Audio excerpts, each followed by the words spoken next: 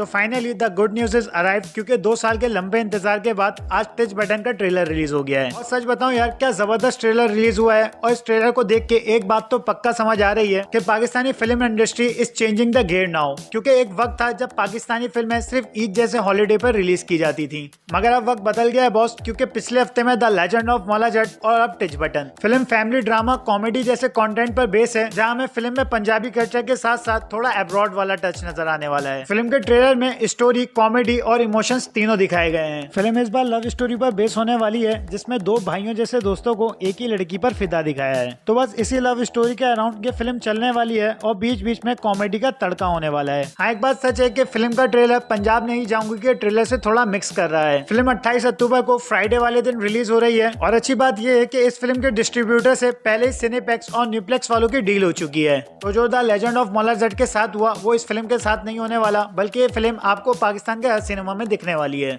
टिचबटन movie का इंतजार बहुत लंबा हो चुका है, क्योंकि फिल्म को 2020 में रिलीज होना था, मगर उस टाइम पर कोविड की वजह से फिल्म डिले हो गई और फिर फिल्म की इनिशियल डेट 13 अक्टूबर रखी गई। मगर unfortunately the legend of Maula जट जैसे मॉन्स्टर फिल्म के साथ इस फिल्म का उस डेट पर क्लैश हो रहा था, तो इसी वजह से फिल्म की डेट आगे करके 28 अक्टूबर कर दी गई है। मगर क्लैश तो अब भी होने वाला है, क्योंकि मैं बता रहा हूँ आपको, the legend of Maula Jatt is ruling the box office collection. वो एक फिल्म नहीं बल्कि बिलाल लाशारी ने पाकिस्तान की फिल्मों का मॉन्स्टर बना दिया है। चलो मिलते हैं नेक्स्ट वीडियो में। अगर वीडियो अच्छी लगे तो सब्सक्राइब जरूर करते जाना।